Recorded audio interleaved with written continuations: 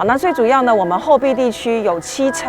都是农地重划区。那它的历史也非常悠久大概都是民国60年以前的早期农地重划区。好，所以这个农路呢，经过了50-60年，大部分有一些呢，如果已经龟裂破损，路面塌陷的，就急需要改善。好，那市长对于这个部分非常的重视，在111年呢，编了2.9亿的经费，那加上中央早期跟紧急农水路的预算的补助，总共在我们全台南市农地重划区会投入5.48亿的经费来改善。那希望这样的改善让农民运输方便，好，那出入也更加的方便。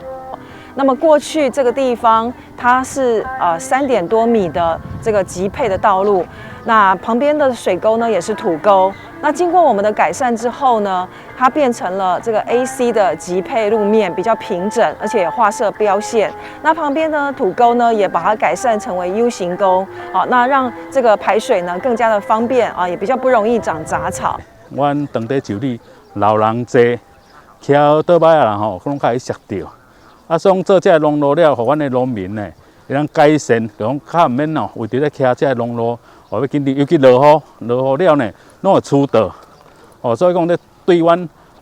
后壁区咱当地就里是一大造福。掌握市政3分钟，台南进步向前冲。欢迎收看《市政3分钟》。台南市政府对于农业生产建设一向不遗余力，为了提供更完善、安全的农业运输环境，过去3年改善农渔水路，总共投入经费超过23.6亿元，改善长度是全国第一。希望农民在更好的农业生产环境下，孕育出更多优质农产品。来听听韦哲市长怎么说吧。在我上任以来，就特别对于农水路要特别加强。好，那在总共投入23.6亿，而且今年2022年会投入更多。那务求在原来台南县有时候在乡村的地区的这个农路跟水路，还有很重要的就是这个灌排分离的这个灌溉的水渠跟排水的水沟，都要把它弄得比较OK 一点弄得比较把它整治的比较强固一点。那以备不时之需当然如果没有水患最好。那如果短时强降雨，也希望能够及时排除这个淹水，那能够让农民的损失减到最轻让农民的安居乐业加到最大。那也希望说借着这个市政建设，尤其借着这个资源预算的分配，能够在西北地区，在原来台南县的地区，能够多做好一些农民还有一般民众所关心的这个道路平、水沟通不淹水，然后能够这个大家能够安居乐业，这是我们最大的目标。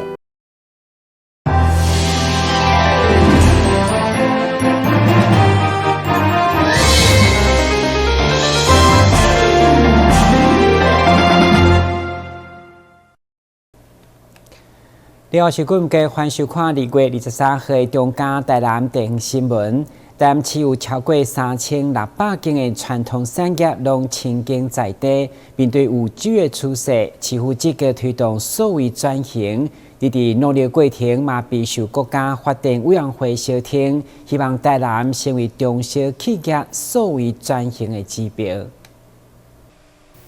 旧年市府以车顶大厂来示范推动5G 专网甲人工智慧技术的成功案例以后，今年伫国家发展委员会支持大雅电缆的投入，以及先锋机械甲成龙科技的合作，将1笔5000万的数位实验专案，注意嘛特别揽下见证5G 台南队的实力，肯定该产业的升级，就是台湾智慧制造的指标。5G 的这个示范计划城乡的推动我们要寻找其中一个项目就是智慧制造。那智慧制造我们就知道，事实上包括大雅的这个电线电缆还有先锋机械，然后他们找到了一些合作的这个成龙，那这个真的是强三者强连合作。所以我们认为就是说，如果这个案子可以成功的话，可以把这个案子成功到全台湾很多的包括这些传统产业也好的智慧制造重新发展起来，提升它的这个制造效率。甚至也可以把这个整个 solution 输出到海外去。那所以我们认为它是一个非常重要而且指标性的案子。那国发会也会强力来支持，希望这个案子可以成功。为了国家发展委员会小厅甲民间企业的投资，台南市将持续推动中小企业数位转型，提升生产的效率，对台南队开始拼世界杯。台湾的传统产业跟现在的半导体产业都非常强，但是尤其在传统产业，过去台南有许多隐形冠军在那边。那我们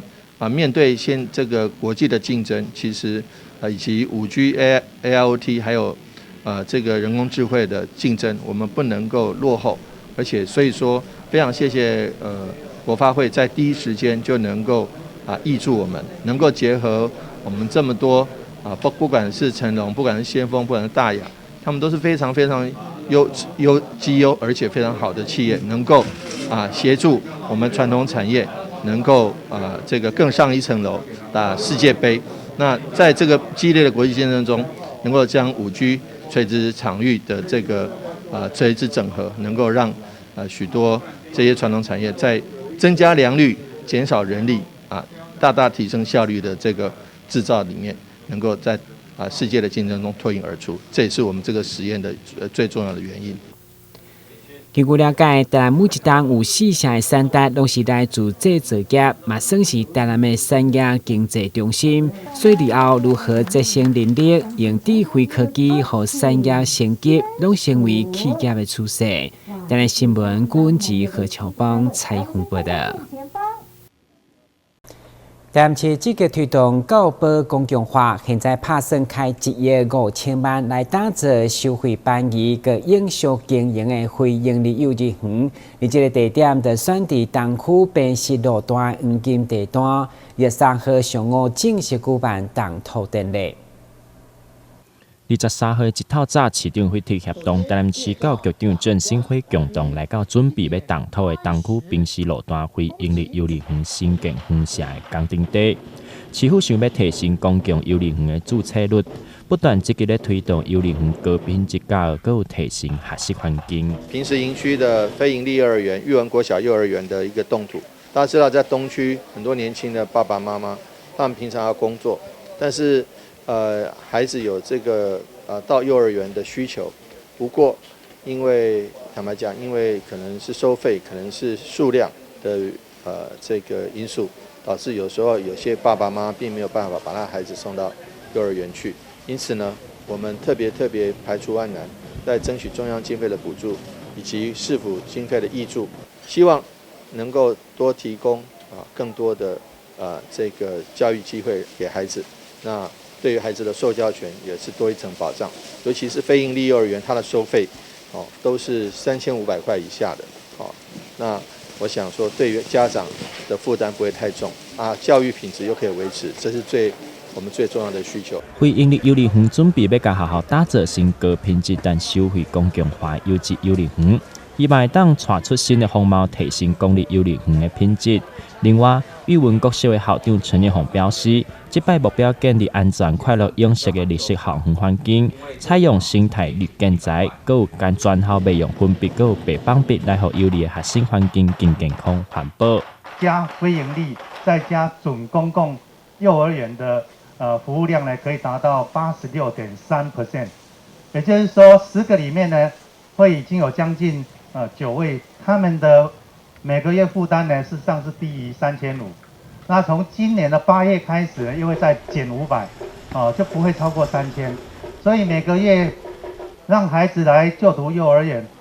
如果都负担是在3000以下，我想对家长来讲是减轻蛮大的负担。那我们整个东区呢，也跟大家报告，在市长就任之前呢，只有10.7%，可是到去年呢，公幼加非营利再加准公共已经达到70.6%。第一个进来的就是太阳能，那第二个进来的是未来的装修。那么未来的装修的话，我们也是以环保的建材跟教学的品质为主所以它在这个刚才提到了这个幼儿园目前是一个指标性的幼儿园，那对于孩子来讲也没有粉笔灰，然后也没有所谓的白板笔的那个氯的问题哈，挥发物质的问题，所以对孩子在东港嘛，真侪市员佮贵宾共同来参与动土的典礼。幽灵园计划会用480个工作日来完工，预计会伫113年完工。会是一间会当提供予台南市民的家长优质公立高品质幽灵园，实在互人非常的期待。台南新闻刘品言采访报道。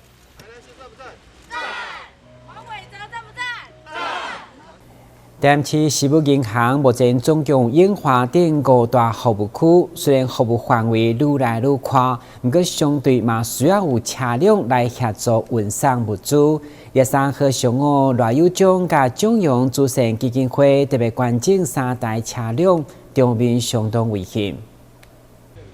3台改造以后，每一台大约75万的车辆，分别由赖友忠慈善基金会甲中央慈善基金会所捐赠。未来就是要运送台南事务爱心银行的物资，持续维持受助家庭的生活需求。上午市长黄伟哲特别出面感谢2个单位的热心公益，做好就市民众。那这个食物银行的物资调度，当然就是物资车是最重要的。那这样子能够把物资输送到需要的食物银行去，因为每个社会上弱势的需要帮助的人，他需要的物资是不一样，有的需要米，有的需要柴米油盐酱醋茶，有的需要纸尿布，有的需要其他的东西。好，那所以说在物资之间在食物银行之间互相的物资调度，就变得有一定的程度的重要性。要不然物资放久了，那又没有人拿，就变成到时候坏掉了或者是过期了，反而是不好。因此呢，我们为了要增加食物银行的它的效益，那把物资送到需要的人的手里，所以这个物资车是需要。那非常感谢廖有章跟我们蒋阳基金会，能够在这个时候大力帮忙。我看到了，市政府对于很多社会工作方面，还有各项资源的这种。希望能够整合的这个一个简报，然后我发现说，平常我们在捐助的这个食物银行的这些物资，原来它是有这么好的一个规划。那所以刚刚市长说，我们要能够有那种同样虽然是做社会福利的工作，也能够做到物畅其流这样子。这是社会工作里头一个工作效益的展现。目前台南市事务银行的实体店面到111年，将樱花、樱空、新丰、新营甲玉井等5大服务区，拢委托民间的社会福利团体承办。消局表示，包括23号所管的这3台，到3月将有6台车全部到位到日服务，也呼吁想要捐赠物资的民众，会当将公益平台加入会员。有任何问题，买当联系社会救助科0629956686。台南新闻管制何乔邦采访报道。安平区公所去年申请6名替代亚男，用伊的专业来从事区里的长期照护甲社区营造，嘛早和社区真无共款。日前公所特别举办成果发表会甲静态展览，透过镜头做回来看卖。安平区公所宜兰实验所办理长照甲社区营造的计划，伫180年申请3位长照的替代役，甲3位社区营造的替代役，经过半冬的努力，为安平的长照甲社造注入新的亮点。我们这是宜兰实验所，我们是结合我们长照还有我们社造的替代宜兰来作为这一个成果展哦。那这边感谢我们宜兰的一个辛苦的在短短的几个月时间然后把那个长照跟社造相结合。包括说我们整个长照的一个课程，从无到有设计一些让我们长辈的一些课程然后包括说一些手作的一个资料那这边一开始的时候长辈是相当的陌生但是借由我们替代宜兰的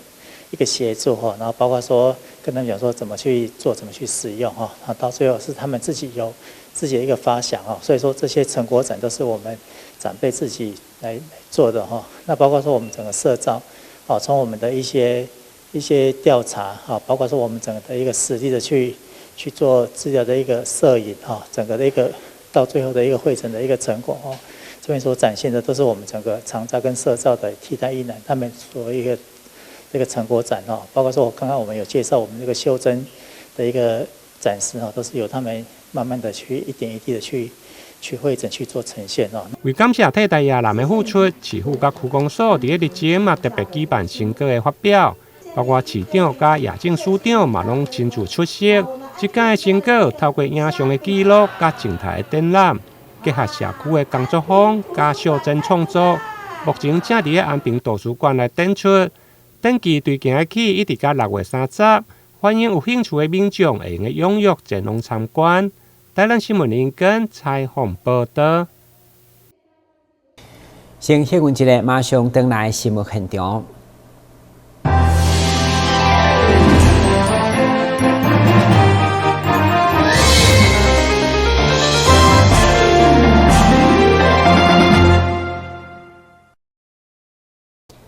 为了拼周年庆甲2028春游的商机，有5000间饭店特别寄出身份证，才有4、5、6、7、8这几号到大房的折扣。抢占春游度假商机，台南远东香格里拉伫周年庆进前，率先推出生日礼遇对号入住周年庆专案。为即马开始到4月底为止，只要是身份证号码有4、5、6、7、8任何一码，就会当以8、5折优惠伫大饭店，全部号码拢就会幸运者，还有当新定为套房。这个住房专案叫做我生日你礼遇对号入住享85折的优惠，所以消费者可以凭你的身份证，只要有含4、5、6、7、8任一个数字有中的话，就可以透过饭店官网，然后预定指定的这个房型，就可以在房价优享价的价格享有85折。那如果您5个数字都有对中的话，那我们免费把你的客房直接升等到我们的雅士套房哦。那升等到雅士套房之外，还可以享有我们豪华阁的各项礼遇。这个是我们在住房的首波优惠。不止大房有优惠，在餐饮的部分，饭店嘛有规划消费满额送，同款嘛是要来回馈消费者。在餐饮部分，我们也推出了许多的优惠专案。首先跟大家介绍的就是，只要是到我们的追月楼中餐厅、远东咖啡自助餐厅、牛排龙虾馆或大厅茶轩用餐的话，我们每一桌就会送您1张300元的消费金。消费者可以在下次再回到我们餐厅用餐的时候，就可以消费满1000元就可以折300元，非常的优惠哦。那除此之外呢，我们还提供了只要发票单笔消费1300元含以上，就可以参加我们的幸运抽奖。那也有机会可以抽得饭店的住宿券、餐券、欧舒丹沐浴用品等非常丰富的大奖。3月23周年庆，台南远东香格里拉大饭店用心规划一项好康，希望造福消费者更加欢喜的消费体验。观众朋友现在赶紧将身份证摕出来，看卖敢有4、5、6、7、8这几个数字，若是有，就会当用8、5折优惠好康来住饭店哦。台南新闻赵秀伟采访报道。台南二小当年的南市里长黄正虎当选里长以后，看到环保志工点点为社会付出，所以2档外前开始家己做茶叶蛋来销送，而且坚持只送无卖，到他算算的已经送出7万粒，相当的感性。长期担任一小的南势里里长黄振福，因为本身自细汉就非常的爱食地卤卵，所以伫第一摆当选里长以后，看到社区内面的环保路人志工无求回报的咧为大家付出，感到非常的甘心。所以除了提供家己的厝予志工因使用以外，经伫2年外的时间，不断用家己做的永兴里长地卤卵提供予因食。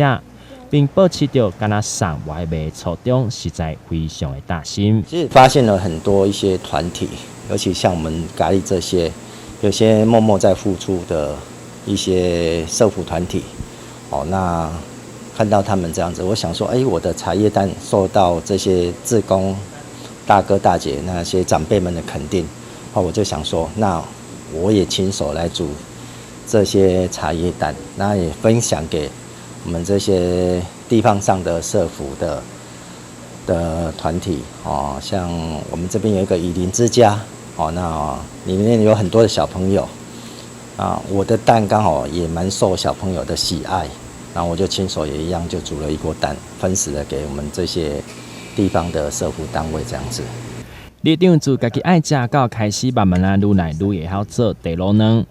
黄里长表示，每一个月提供大约是500粒的地卤卵，累计2单外的时间内嘛超过1万粒。长时间内虽然嘛是一笔开销，但是里长表示，一粒地卤会当传达的是满满的人情味，同时嘛会当回馈予遮的辛苦的志工，表示一寡小小的心意。只要有能力，里长地卤卵会一直供应落去。台南新闻刘品言采访报道。南市总工会22号举办第29届干部授证典礼，由市长委托颁发当选证书和全体理干事，同时嘛递证匾仔和理事长甲干事会召集人，勉励因持续保持热情来服务南市劳工。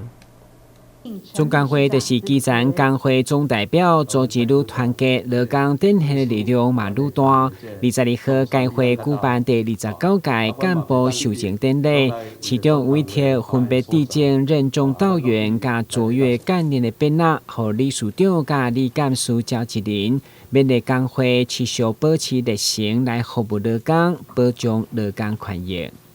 总工会一直是台南保障劳工权益的先锋那反映劳工的心声，那也是对于劳工许多这个工作上不管是我们的会员工会，或者是总工会的这个活动是否一定全力来支持。那尤其在我们劳工局王局长大家以及各位同仁，其实这些年来大家的这个配合，我们劳工局的这个支持，我们一定会再继续深化，那能够让劳工权益进一步获得保障。南市总工会民国35年的成立，目前会员工数137间，主要成为市府甲基层工会桥梁，嘛持续关怀弱势劳工，透过慰问金来帮助有需要劳工改善生活。台南新闻顾文吉何乔芳采访报道。感谢收看2月23号的中嘉台南电新闻，咱再会。